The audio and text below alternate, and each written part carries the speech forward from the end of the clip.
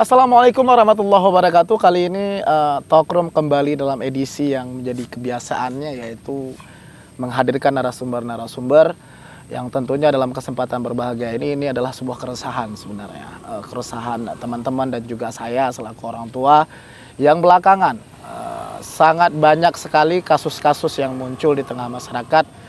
Malah kasus ini betul-betul membuat kita tuh kayak ketakutan sendirilah selaku orang tua yang memiliki anak, yaitu kasus-kasus pedofilia. Nah, kebetulan hari ini saya menghadirkan salah satu narasumber yang dimana kita mau ngobrol banyak nih, yaitu Bung Deddy Surya. Sehat, Bang? Alhamdulillah sehat. Alhamdulillah. Ini rekan juga, dan alhamdulillah beliau sekarang concern lah ya di bidang akademik, khususnya di dunia psikologi ya. Ya. Nah, dalam kesempatan ini Bung Deddy kita mau sharing nih. Seperti yang saya sampaikan tadi, ini karena mungkin ini di luar pengetahuan orang-orang seperti saya dan banyak rekan-rekan lainnya. Kasus pedofilia muncul belakangan dan banyak kasus-kasus yang terungkap ke ruang publik, ditangkapnya orang dewasa yang melecehkan anak kecil, dalam tanda kutip pedofilia. Kita mau nanya nih, sebenarnya pedofilia itu karakternya itu secara psikologi ini penyakit jiwa atau sejenis apa, Bung? Nah, ini mungkin Bung Deddy bisa langsung menjelaskan dasar penyakit pedofilia ini.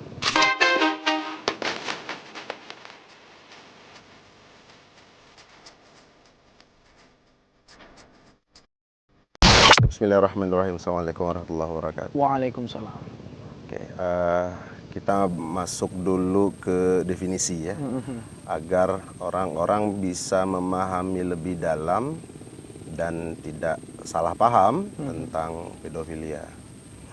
Kalau kita mau menjelaskan apakah ini adalah gangguan kejiwaan atau bukan, maka di dalam dunia psikologi itu kita punya semacam kitab suci lah, ya, sebagai panduan yang kita bilang kitab suci tadi, dalam tanda kutip lah ya, yang itu disebut dengan DSM, Diagnostic and Statistical Manual for Mental Disorder. Jadi ini buku rujukan yang digunakan oleh seluruh ahli psikologi, psikolog di seluruh dunia untuk mengidentifikasi apakah ini termasuk gangguan atau tidak. Nah, kalau kita merujuk tadi kepada buku tadi, DSM, sekarang sudah edisi kelima. Itu di DSM itu pedofilia itu masuk ke dalam parafilia ya. Berarti ini dianggap sebagai gangguan kejiwaan. Jadi yang disebutkan di dalam DSM 5 itu apa definisi pedofilia adalah kecenderungan ya. Jadi kondisi psikologi seseorang menyukai, memiliki ketertarikan seksual terhadap orang-orang yang memiliki umur di bawah. Jadi anak di bawah umur, prapubertas. Nah, memang kalau kita merujuk kepada kata pubertas ini tergantung budaya ya. Di kondisi tempat tertentu ada yang pubernya umur 15, ada yang umurnya 12, ada yang umurnya 11. Namun rata-rata kalau kita merujuk tadi, yang dianggap prapubertas itu adalah anak-anak yang berada di bawah umur 13 tahun. Nah, jadi kita bisa ambil kesimpulan punya kecenderungan ketertarikan seksual kepada orang-orang atau anak-anak yang berada di bawah umur 13 tahun. Itu yang disebut dengan pedofilia. Wow. Termasuk umur yang 2 tahun dan... Ya, karena itu termasuk kan di bawah sebelum puber. Berarti kalau kita merujuk di buku DSM, DSM. Berarti mereka masuk kategori penyakit jiwa. Ya, gangguan. Gangguan jiwa. Ini faktornya. Faktornya banyak, ya. Faktornya banyak karena kalau kita bercerita tentang perilaku ya, perilaku itu penentunya tuh banyak. Yang paling banyak dalam laporan dalam studi dikatakan bahwa terjadinya trauma masa lalu. Jadi orang-orang yang pada masa kecilnya itu pernah mendapatkan perilaku tidak menyenangkan, baik itu dari orang tua, misalnya dapat kekerasan atau pengabaian, misalnya kurang dapat kasih sayang, Oh, ya dari kecil, itu ada indikasi seseorang itu bisa menjadi pedofilia ketika dia dewasa. Itu yang paling banyak. Itu jadi disebabkan oleh kondisi trauma masa lalu. Nah, itu yang pertama. Yang kedua, pedofilia ini bisa juga disebabkan karena paparan pornografi. Ya. Kita tahu sekarang konten pornografi itu cukup mudah untuk diakses, sehingga bisa mengubah pola pikir. Lalu pola pikir tadi bisa mengubah perilaku. Lalu yang ketiga, ini memang studinya tidak terlalu banyak, namun ada beberapa studi yang mengatakan bahwa orang-orang yang memiliki pedofilia ini memang ada gangguan di dalam kinerja otaknya, memang ada gangguan secara itu. Namun sampai sekarang belum jelas apakah gangguan otak itu yang menyebabkan seseorang pedofilia atau karena perilaku pedofilia itu yang menyebabkan kerusakan pada otak. Itu belum didapatkan, tapi ada korelasi antara kerusakan pada organ otaknya, fungsi otaknya itu dengan perilaku pedofilia itu ada korelasinya seperti itu.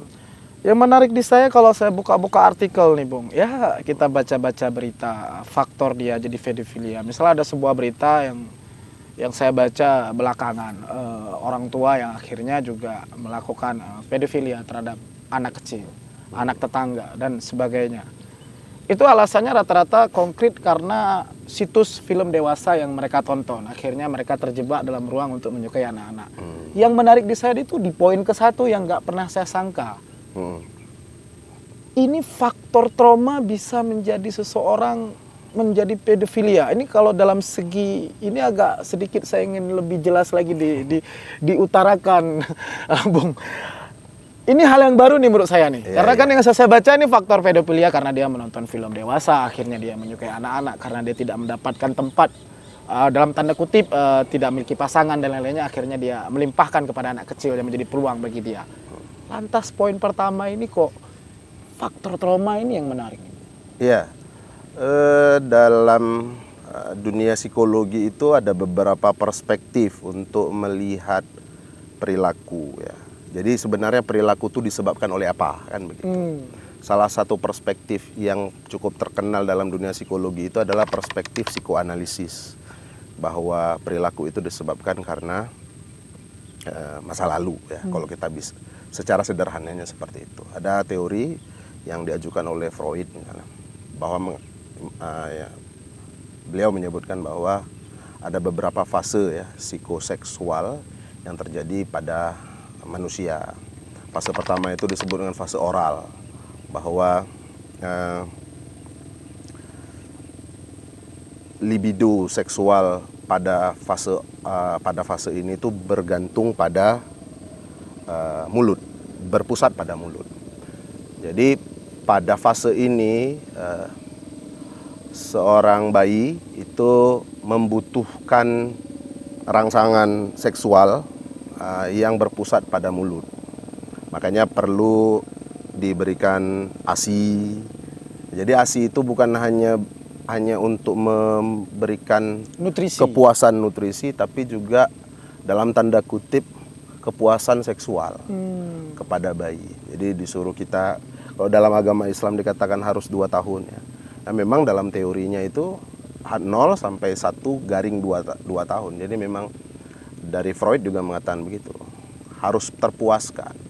Kalau tidak terpuaskan, terjadi fiksasi. Fiksasi itu masih memiliki ketergantungan terhadap rangsangan seksual pada mulut itu, maka akan terjadi penyimpangan perilaku ketika dia dewasa. Oke. Nah, jadi pelarian seperti mencari kebutuhan seksual pada yang berpusat pada mulut ketika dewasa. Contohnya apa? Maaf, misalnya suka minum minuman keras misalnya. kalau perempuan misalnya atau ibu-ibu yang sering yang dikatakan bahwa lebih senang untuk berbicara lebih cerewet lah. Gitu.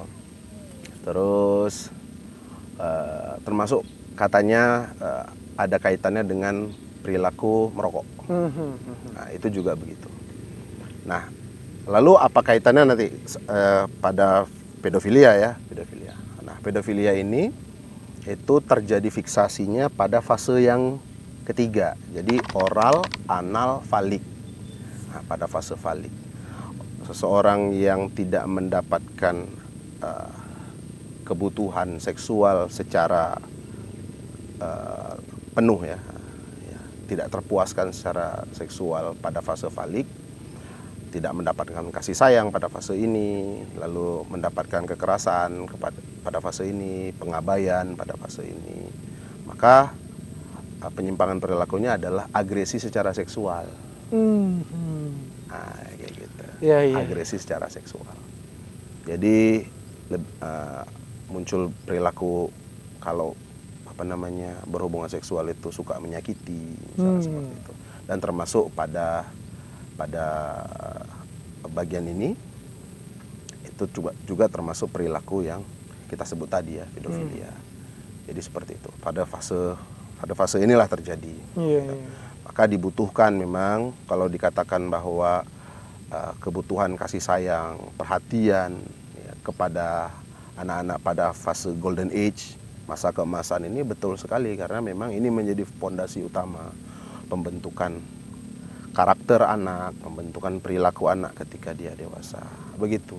Itu kebanyakan memang perilaku-perilaku penyimpangan yang ada di dunia ini, itu kalau kita tarik-tarik begitu, kalau kita mau pelajari, mau kita dalami ya, itu seringnya itu bersumber dari trauma masa lalu. Ini sepakat saya nih.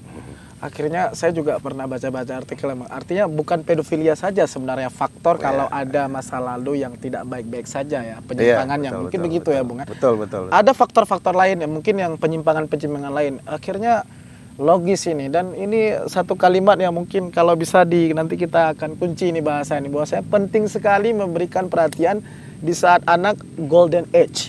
Di kemasannya bahwasanya inilah gambaran dia yang akan datang. Begitu ya, Bung ya? Nah, bicara pedofilia lagi, Bung. Kita kunci di sini. Saya mau sharing nih kembali nih secara kasat mata nih. Kita kan tidak pernah mengetahui seseorang itu ini ada dia itu pedofil. Akhirnya yang terjadi di tengah masyarakat dan termasuk saya adalah dugaan-dugaan dan kecurigaan yang nggak mendasar. Nah, ada nggak sebenarnya, Bung, kita sebagai masyarakat atau orang tua bisa nggak melihat seseorang itu yang kira-kira ini ada indikasi ini mengandung unsur pedofil, atau cara menyentuhnya, dan bagaimana cara melihat seseorang itu memiliki karakter itu? Ya, sebenarnya kalau kita mau mengidentifikasi ya, kita mau mengidentifikasi itu boleh saja, tapi kalau kita mau melakukan justifikasi kepada seseorang ini pedofil atau tidak, itu memang sulit. Kenapa? Karena pedofilia itu bukan hanya sebenarnya ketika seseorang itu sudah melakukan perilaku itu, tapi misalnya dia memiliki fantasi saja. Fantasi, saya membayangkan bahwa saya lebih tertarik dengan anak-anak. Ya, kalau di dalam DSM itu katanya disebutkan bahwa dalam 6 bulan terakhir, nah itu ya, cara mengidentifikasinya adalah dalam 6 bulan terakhir memiliki kecenderungan yang secara terus-menerus, ya, keinginan, ada dorongan secara seksual untuk melakukan hubungan terhadap anak-anak, baik itu sudah dilakukan atau secara fantasi. Jadi fantasi juga bisa. Artinya tidak perlu menyentuh juga, dia sudah berfantasi ya. Nah, itu kecenderungan seperti itu bisa dikatakan pedofilia begitu. Nah, makanya yang paling tepat adalah ketika seseorang memiliki kecenderungan seperti itu, jangan malu-malu ke psikolog. Saya punya kecenderungan seperti ini sepertinya begitu. Karena kalau di DSM itu dikatakan bahwa pedofilia ini adalah kecenderungannya seumur hidup. Ya, kecenderungan seumur hidup.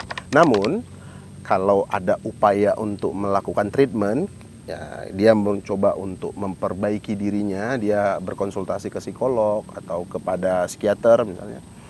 Nah, jadi kecenderungan untuk melakukan atau fantasi itu bisa berkurang pelan-pelan, bisa hilang.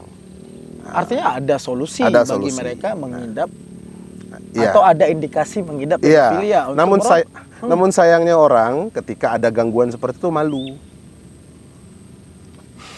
Ya kan? Malu. Ke psikolog itu konotasinya selalu negatif.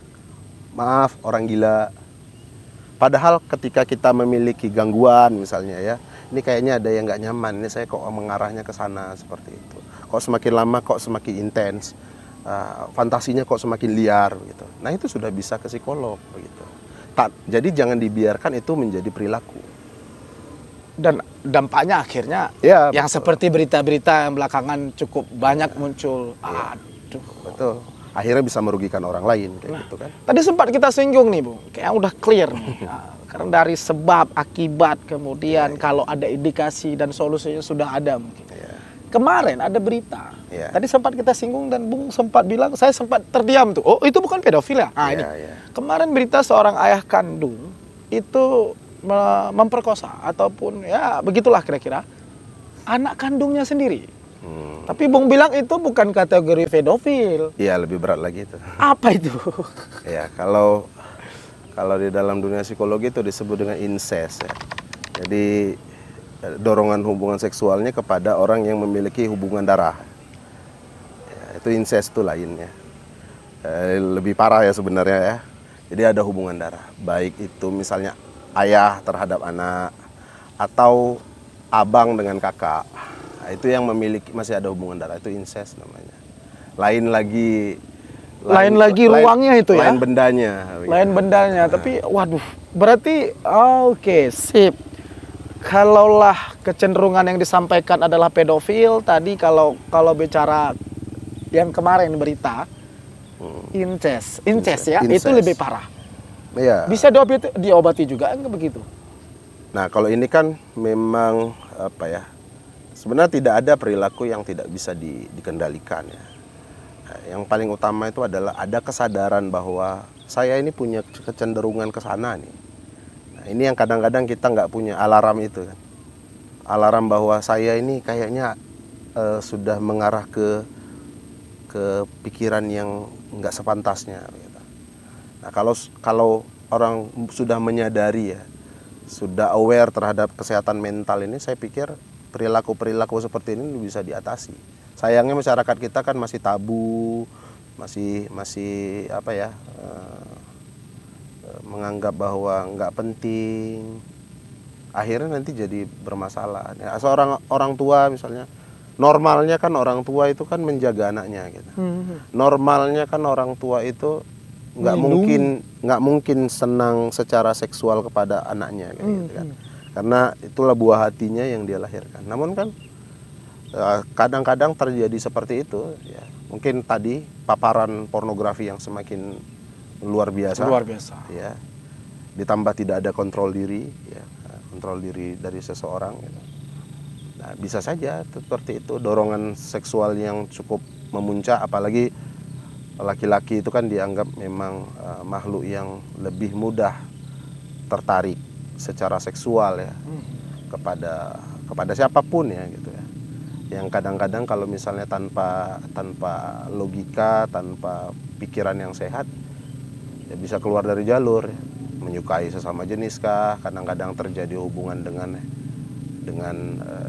binatang ya yang ada Termasuk beberapa, seperti itu, aneh-aneh ya, memang. ada yang kejadian meniduri mayat kan begitu. Nah, karena tadi kan seksual itu adalah salah satu kebutuhan manusia yang oleh agama itu dikasih jalannya, jalan halalnya, karena memang secara dorongan alamiahnya manusia memiliki kecenderungan itu kebutuhan. Kalau Freud tadi mengatakan itu libido itu adalah salah satu dorongan seseorang untuk bertahan hidup, itu salah satunya libido.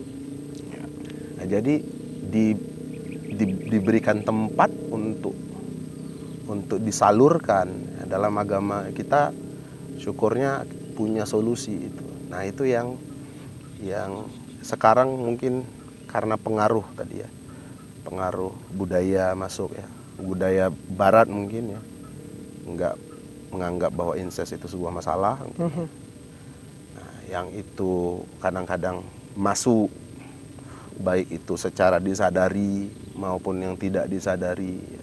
Banyak sekarang hidden agenda ya, banyak konten-konten yang secara tersembunyi, terselubung masuk, akhirnya masuk ke dalam alam bawah sadar, menjadi pancingan yang suatu saat nanti akan men-trigger perilaku itu kan. Nah, jadi ya sebenarnya intinya kalau seseorang itu sudah aware terhadap kesehatan mental, hal-hal begini ini bisa diatasi. Sayangnya kan enggak gitu. Berapa banyak sih psikolog di Langsa? Ya, itu kita tanya jumlahnya dulu, nggak usah kualitas kan, jumlahnya berapa banyak psikolog yang ada di Langsa, berapa banyak orang yang datang ke psikolog, konsultasi ke psikolog. Malah hampir tidak ada bisa jadi ya. Iya. Karena tadi ada malu tadi. Iya betul. Nah, orang menganggap bahwa nggak penting, itu nggak penting. Saya bisa menyelesaikan masalah saya sendiri, gitu kan. Nah begitu. Ya, akhirnya kita di ujung pertemuan ini, diskusi ini, setelah mendengar, moga-moga penonton di Talkroom ini bisa menerjemah dengan baik dan sangat berhati-hati. Dan juga ada satu kesimpulan menarik ini sebenarnya kalau di Langsa lah, katakanlah di Langsa ya, malah psikolog sudah hadir, dan mungkin ini udah saatnya lah bagi siapapun yang mungkin ada indikasi, jangan malu-malu. Dan ya pastilah ditutupi lah dari informasi publik ya, kalau bagi siapa yang mereka yang berkonsultasi gitu, Bung.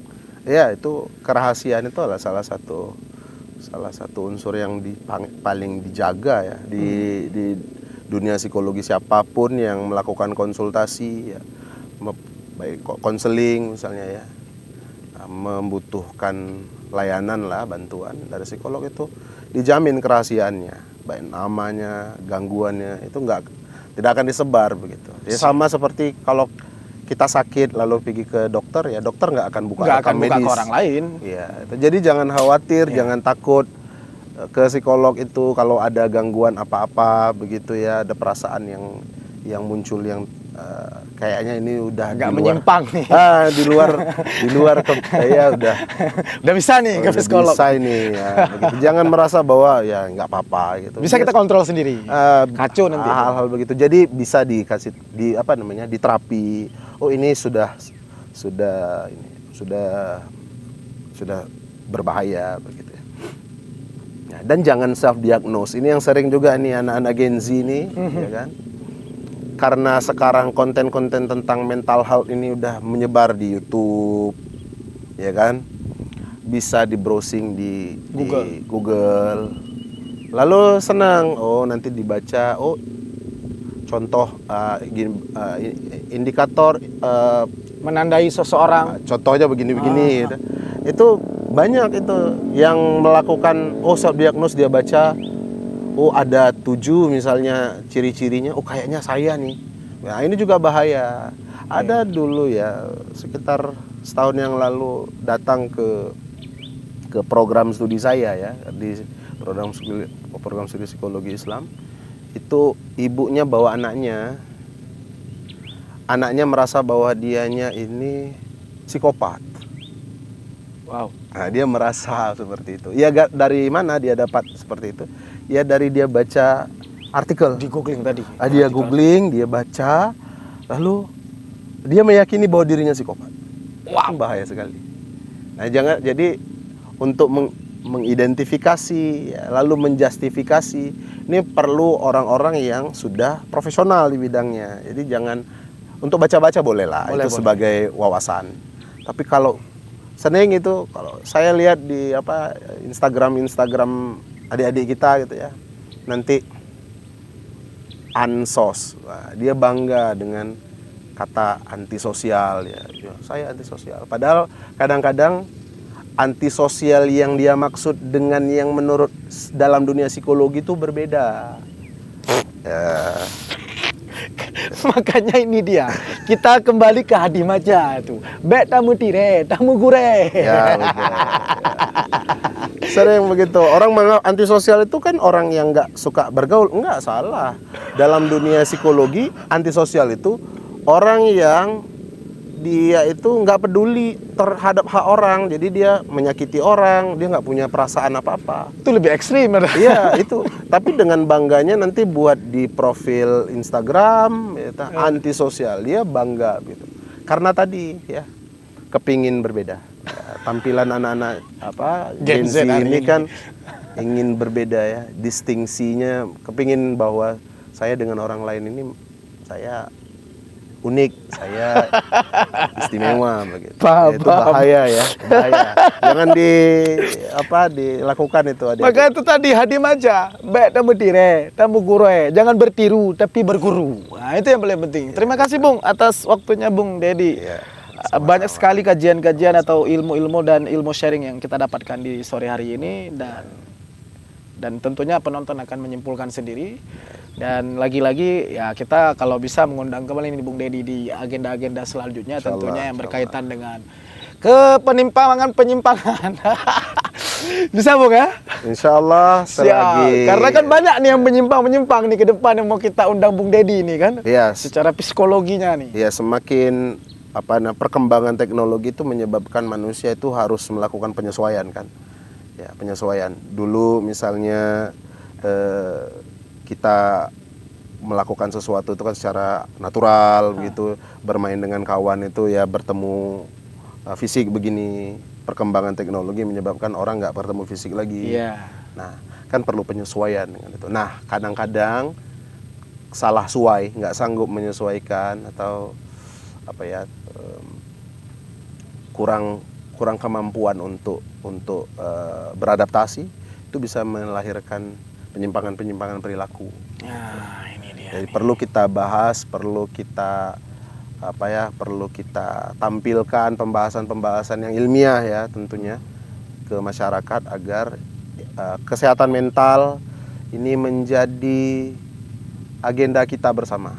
Nah, saya selalu bilang ini sekaligus ini mau pemilihan kepala daerah gitu. Saya sedang menunggu nih orang kepala daerah, bupati, wali kota, gubernur yang cerita tentang kesehatan mental. Belum pernah ini. Ya. Seolah-olah itu nggak penting. Siap. Ya, itu nggak penting karena Siap. pikirannya hanya pembangunan gitu, pembangunan yang fisik saja. Iya, padahal manusianya juga harus. Oh iya, perlu itu. Jadi kita tunggu itu. Yuk, mana kawan-kawan, bapak-bapak ya yang mau bertarung, yuk cerita dong tentang kesehatan mental. Apa program mereka? Jangan dibiarkan. Benar. Ya, generasi selanjutnya ini perlu kita rawat. Iya, karena kalau kita kembali bahwasanya pelaku peradaban dan kebudayaan itu lahir itu adalah dari manusianya. Kalau Benar. manusianya baik-baik saja, maka peradaban dan kebudayaannya bakal jadi baik-baik saja begitu, Bung ya. Iya, betul. Oke, terima kasih. Mungkin dalam episode selanjutnya akan lebih tajam penyimpangan-penyimpangan yang akan kita obrol dengan Bung Dedi Surya dalam kesempatan berbahagia ini. Sekian, terima kasih. Assalamualaikum warahmatullahi wabarakatuh.